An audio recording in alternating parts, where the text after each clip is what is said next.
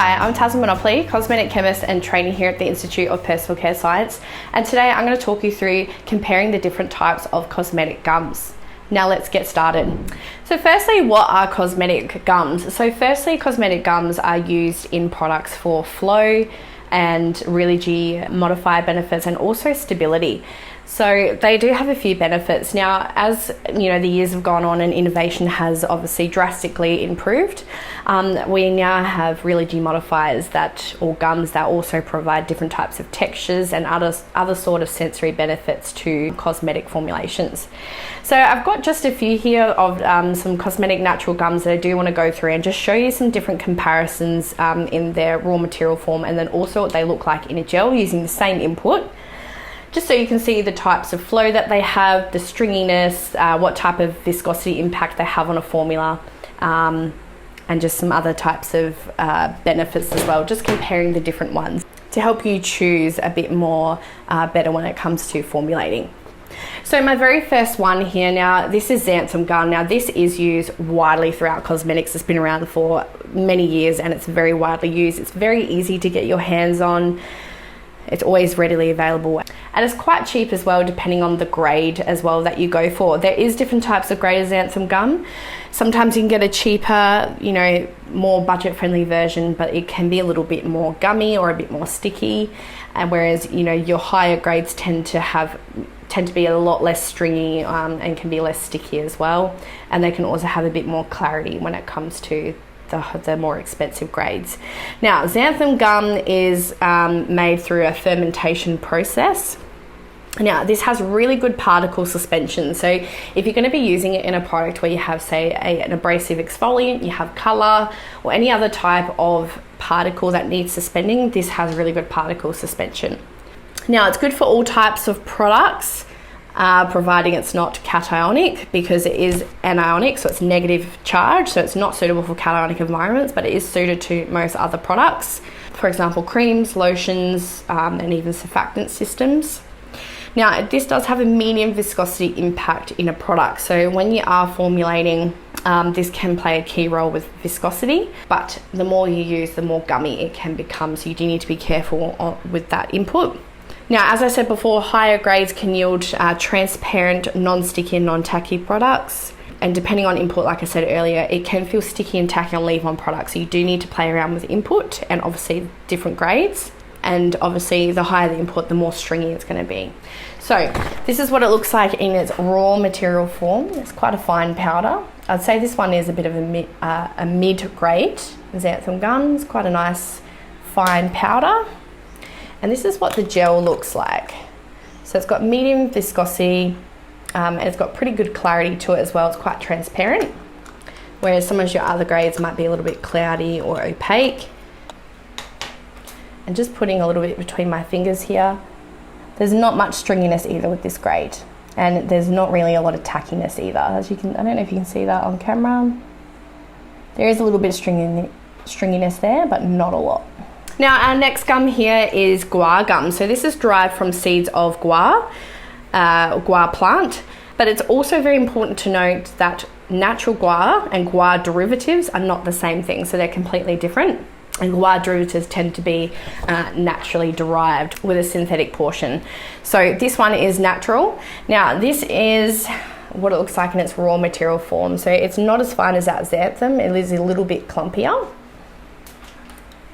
And this is non-ionic, so you can use this in a range of different products, even including cationic, because it is non-ionic. It's good for lotions, creams, gel systems. It has a low viscosity impact, so you are going to have to use more of this over Zanam to increase viscosity, if that's what you need to do.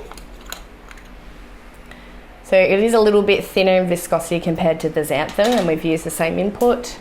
Just going to put a little bit between my fingers here, and there's barely any stringiness there. I'd say it's a little bit less than the Zanam.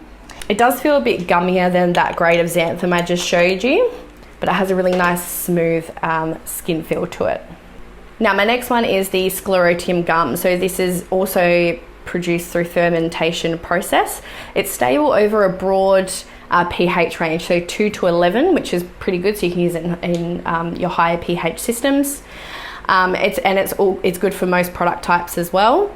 It has really good particle suspensions, like the xanthan. If you've got a colorant like a pigment or abrasive material, any other type of product that needs suspending, this is really good for that. Now, it does increase viscosity. It does need high shear to activate hydration as well. Now, a few formulating concepts would be full viscosity is achieved the next day. So if you put it in a product, you will need to give it a final stir the next day. And it's not suited generally to low shear only systems. So high shear. Now again, this is a bit clumpier than the other two gums I've just showed you. And the powder looks a little bit more gritty, if that makes sense. Now just showing it in the gel form. It's very, very transparent, so it's quite clear. Putting a little bit between my fingers here. There's no stringiness there. Doesn't feel as gummy as the Gua or the xanthan, but it's providing like a nice smooth type of texture between the fingers. It's also not sticky. Now my next one here is Glucomanam. Now this is from the tuber of the konjac plant. Has really good stabilization properties. It's actually a really good sensory enhancer. It's electrolyte tolerant. It's got good thickening. It's stable from a pH of around 4 to 7.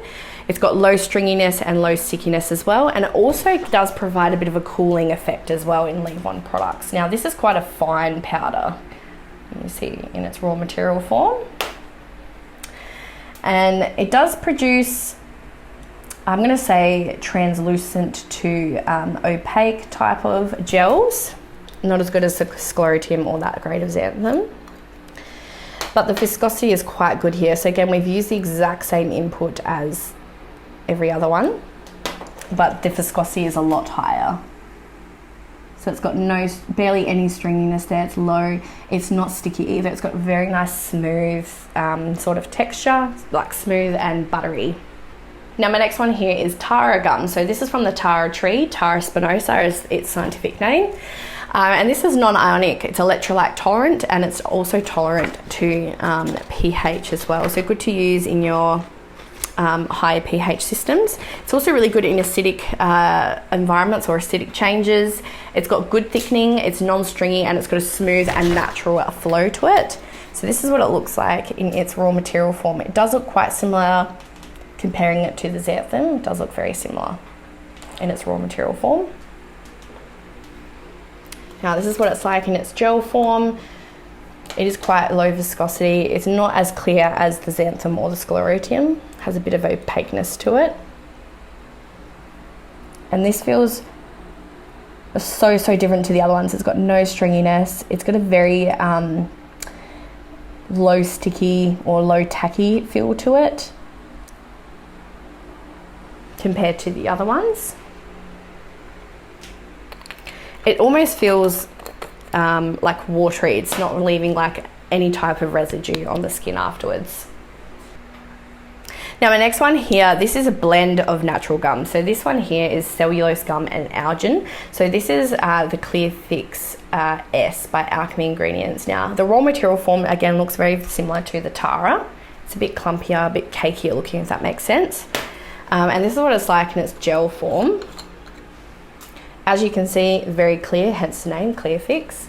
And so really clear. It's got a little bit of stringiness there, but the feel between my fingers is very smooth and buttery.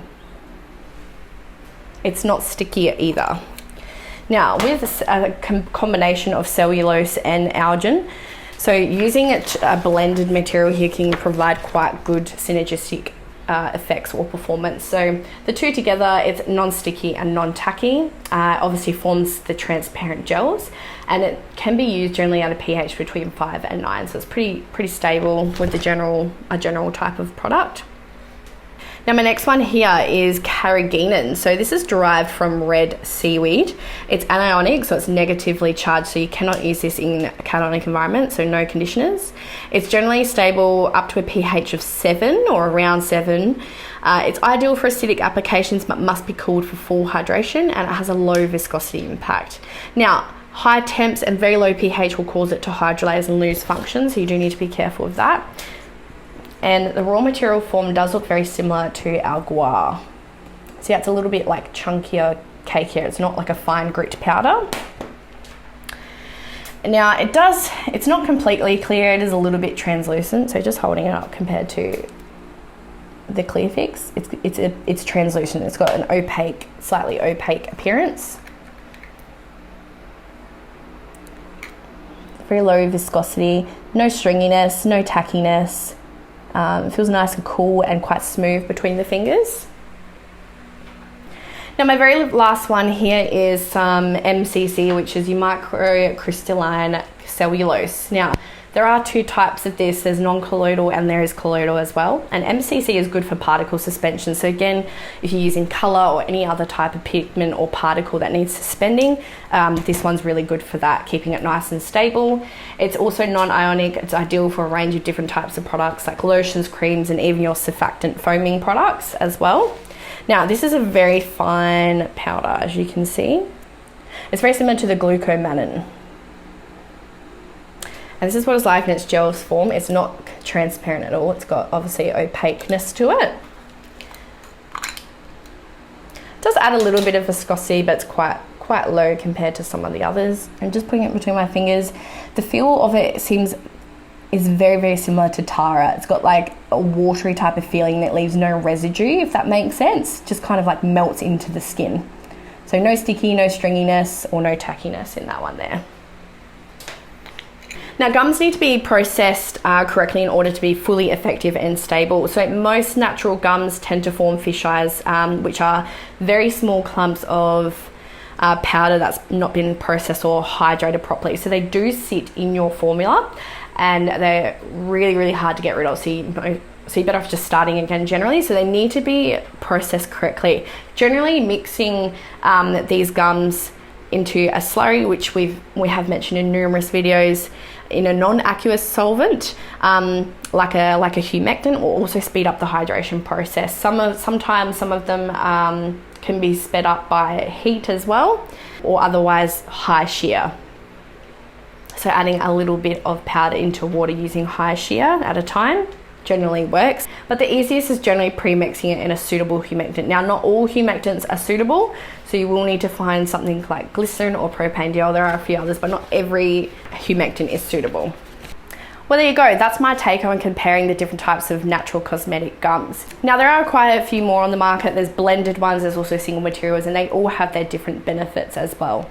Now, if you would like to learn a lot more about different types of cosmetic gums, polymers, guar derivatives, or even cellulose derivatives and oil compatible real modifiers, we do provide this in much more detail in our courses. So you can learn more about this by enrolling into our certificate in advanced cosmetic science or our diploma of personal care formulation. Now, if you enjoyed today's video, please give it a thumbs up, leave any questions in the comments below.